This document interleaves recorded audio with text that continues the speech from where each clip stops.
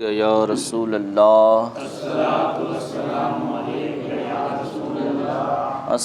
والسلام علیک یا حبیب اللہ، الصلاۃ والسلام علیک یا نبی اللہ، صلی اللہ تعالی علیہ وسلم۔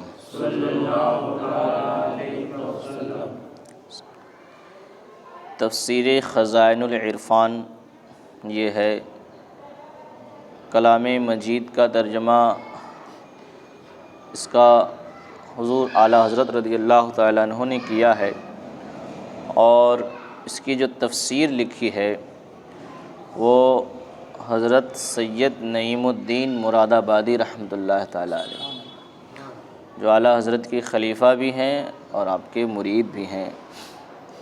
تو اعلیٰ حضرت کا ترجمہ ہے اس کے اندر، اور حضور سید نعیم الدین مراد آبادی کی مختصر تفسیر ہے۔ اسی تفسیر کی روشنی میں انشاءاللہ یہ درس چلے گا، باقی دوسری چیزیں بھی انشاءاللہ بیان کی جائیں گی۔ تو اس میں کیا ہوگا تفسیر قرآن میں، ایک تو قرآن کی آیت، پھر اس کا ترجمہ ہوگا، پھر اس کے اوپر جو حدیث میں ذکر کیا گیا ہوگا وہ ہوگا، پھر اس آیت سے کیا مسئلہ نکلتا ہے وہ مسئلہ بھی بیان کیا جائے گا۔ یعنی اس طریقے کے بہت ساری چیزیں اس میں سیکھنے کو ملیں گی۔ تو انشاءاللہ یہ درس ہمارے لیے بہت فائدہ مند ہوگا۔ شروع کرتے ہیں۔ بسم اللہ الرحمن الرحیم۔ الحمد للہ رب العالمین۔ یہ سورت جو ہے پہلی سورت ہے، کلام پاک کی پہلی سورت ترتیب کے حساب سے الحمد شریف ہے۔ اس کے نام آپ سنیں گے جو ابھی تک آپ نے کبھی سنے نہیں ہوں گے، بہت سارے نام ہیں اس کے، الحمد شریف کے بہت سارے نام ہیں۔ پہلے ترجمہ دیکھ لیتے ہیں، اس کے بعد انشاءاللہ۔ بسم اللہ الرحمن الرحیم۔ اللہ کے نام سے شروع جو بہت مہربان رحمت والا ہے۔ الحمدللہ رب العالمین۔ سب خوبیاں اللہ کو جو مالک سارے جہان والوں کا، سب خوبیاں تعریف کس کے لیے ہے؟ اللہ کے لیے ہے، جو مالک ہے، خالق ہے سارے جہان والوں کا۔ الرحمن الرحیم، اس کی ذات کیسی ہے؟ بہت مہربان رحمت والا ہے، بہت مہربان ہے، اللہ کی ذات بہت مہربان ہے، اور وہ رحمت والا ہے، رحم فرماتا ہے اپنے بندوں کے اوپر۔ مالک یوم الدین، روز جزا کا مالک۔ روز جزا، قیامت کے دن جب حساب و کتاب ہوگا، اس دن کا مالک بھی اللہ تبارک و تعالی ہی ہے۔ یہاں تک کہ جب فنا ہو جائیں گے سب چیز، تو اللہ ارشاد فرمائے گا لمن الملک اليوم، آج کس کے لیے بادشاہت ہے؟ وہ تو جانتا ہے کہ کسی کے لیے نہیں ہے، لیکن جو لوگ دنیا میں غرور و گھمنڈ کرتے تھے یہ ہماری بادشاہت، یہ ہماری حکومت ہے، تو اللہ اس دن فرمائے گا لمن الملک اليوم، آج کس کے لیے بادشاہت ہے؟ اب تو فنا ہو گئے، سب ختم ہو گئے ہیں، ظاہر بات ہے کوئی جواب دے گا تو نہیں، کوئی جواب نہیں دے پائے گا، سب ختم ہو چکے ہوں گے۔ تو اللہ ہی پھر ارشاد فرمائے گا للہ الواحد القہار، اللہ واحد قہار ہی کے لیے کیا ہے؟ یہ حکومت ہے، بادشاہت ہے، وہی اس دن کا مالک ہے۔ ایاک نعبد و ایاک نستعین، ہم تجھی کو پوجیں، پوجیں مطلب عبادت کریں، ہم تیری ہی عبادت کریں، و ایاک نستعین، اور تجھی سے مدد چاہیں۔ اللہ ہی کی ہم عبادت کرتے ہیں، اللہ سے مدد چاہتے ہیں۔ پھر دعا فرمائی گئی اہدنا الصراط المستقیم، اے اللہ ہم کو سیدھا راستہ چلا، سیدھا راستہ چلا۔ کچھ لوگوں نے اس کا ترجمہ کیا اے اللہ ہم کو سیدھا راستہ دکھا۔ دکھا کیسے ہو سکتا؟ دکھا تو دیا ہے، اسلام میں آ گئے ہو، اب سیدھا راستہ چلنا ہے۔ کیا اسلام میں آ گئے، یہ سیدھا راستہ دکھ گیا، اب اسلام پر رہ کر کے چلنا ہے۔ تو چلنے کا معنی یہاں پہ کیا جائے گا، دکھانے کا معنی نہیں۔ یا اہدنا الصراط المستقیم، اے اللہ تو ہم کو سیدھا راستہ چلا۔ کون سا؟ صراط الذین انعمت علیہم، راستہ ان لوگوں کا جس پر تو نے احسان کیا ہے۔ اے مولا راستہ ہمیں چلانا تو ادھر ادھر والا راستہ مت چلانا، راستہ ہمیں وہ چلا جس پر تو نے انعام فرمایا ہے، تیرے نیک بندوں کے راستے پر راستہ چلا۔ غیر المغضوب علیہم ولا الضالین، راستہ ان کا چلا جس پر تو نے احسان کیا ہے، نہ ان کا جن پر غضب ہوا۔ اے مولا جن پر تو نے غضب فرمایا ہے ان کے راستے پہ ہمیں مت چلانا، اور نہ ہی بہکے ہوئوں کا راستہ۔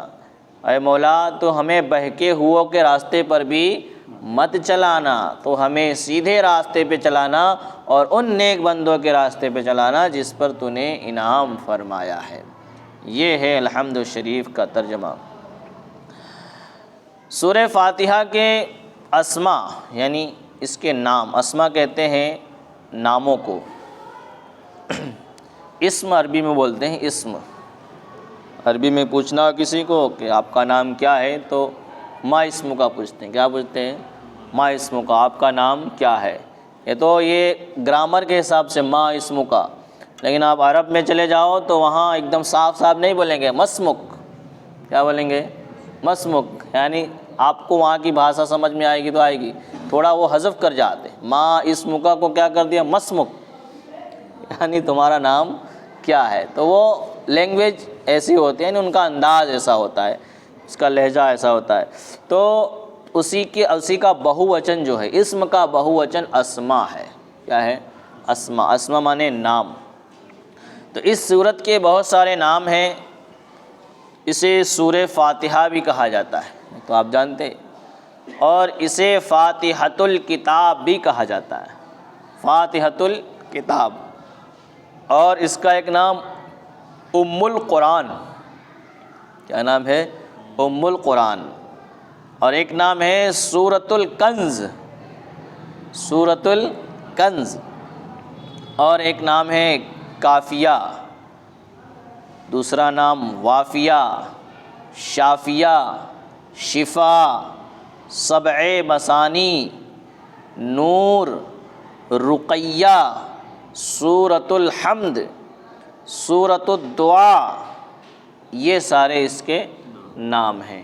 تو عام طور پر جو یہ مشہور ہے وہ کیا ہے؟ سورہ فاتحہ سے ہے، کوئی جانتا ہے تو سورہ شفا، سورہ شفا سے بھی کہیں پہ مشہور ہے، لیکن زیادہ تر اس کو یا تو سورہ فاتحہ کہتے ہیں یا تو پھر الحمد کہتے ہیں۔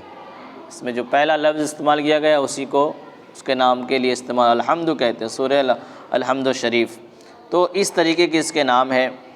اور اس کا ایک نام تعلیم المسئلہ بھی ہے، دوسرا سورۃ المناجات، سورۃ التفویض، سورۃ السوال، ام الکتاب، فاتحۃ القرآن، سورۃ الصلاۃ، یہ سارے اس کے نام ہیں۔ اس سورت کے اندر 7 آیتیں ہیں۔ آیت کہتے ہیں ایک جگہ سے دوسری جگہ تک ایک بات مکمل ہو جائے اسے آیت کہتے ہیں۔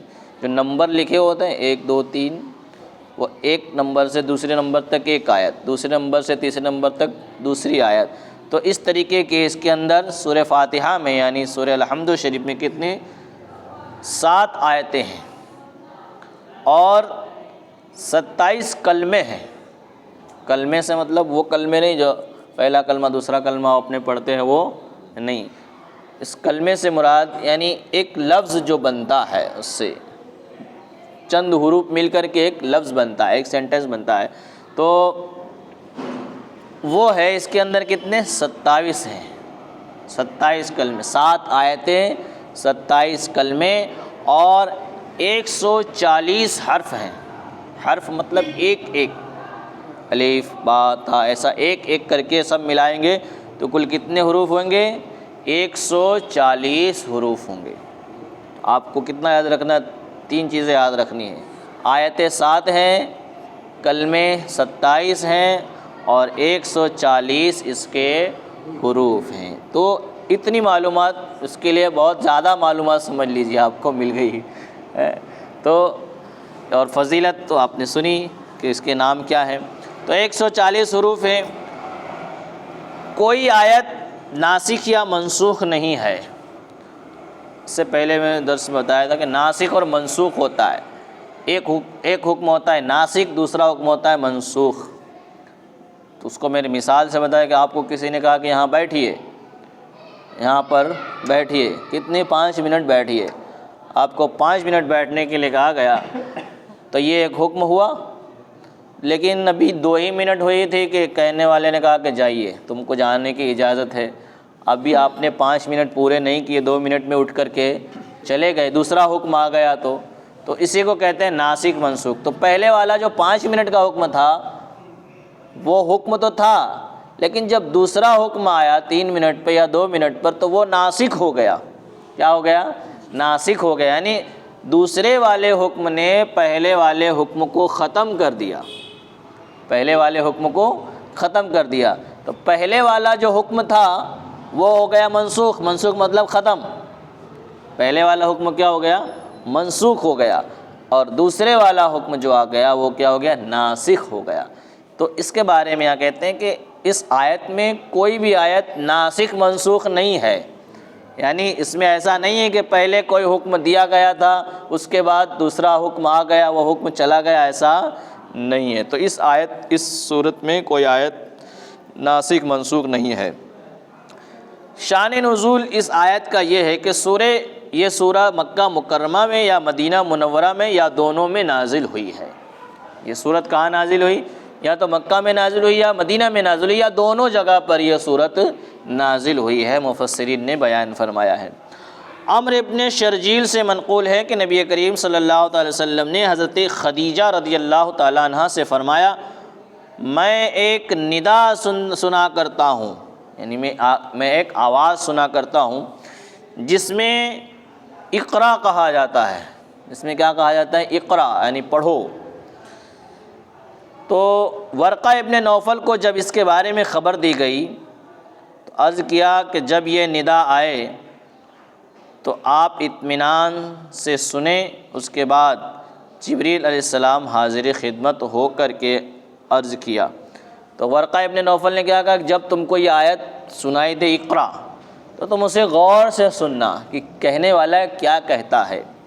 تو جب حضور نے غور سے سنا تو وہ حضرت جبریل علیہ السلام بولتے تھے۔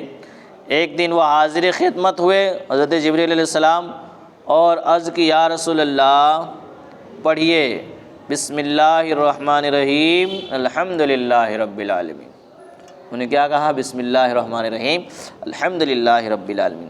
تو اس روایت سے معلوم یہ ہوتا ہے کہ نزول میں یہ پہلی صورت ہے۔ اس روایت سے کیا پتہ چلتا ہے؟ کہ یہ صورت سب سے پہلے نازل ہوئی، لیکن آپ بار بار سن چکے ہیں کہ سب سے پہلے اقرا بسم ربک الذی غار میں نازل ہوئی تھی۔ تو ایک یہ روایت ہے کہ الحمد شریف پہلے نازل ہوئی، تو مگر دوسری روایت سے معلوم ہوتا ہے کہ پہلے سورہ اقرا نازل ہوئی تھی۔ اقرا بسم ربک الذی خلق خلق الانسان من علق، یہ آیتیں نازل ہوئی تھیں۔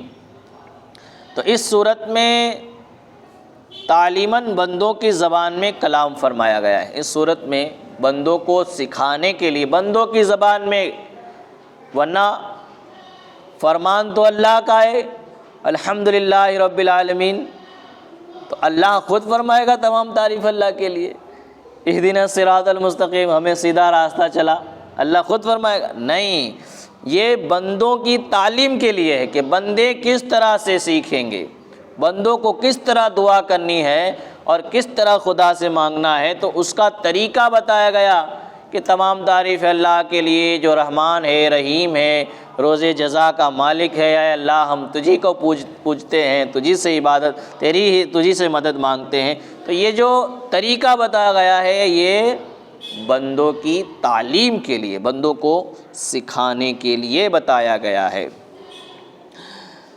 احکام، نماز میں اس سورت کا پڑھنا واجب ہے۔ مسئلہ کیا ہے؟ یہ سورت الحمد شریف، اس سورت کو نماز کے اندر پڑھنا واجب ہے۔ یہ سورت پڑھنا واجب ہے۔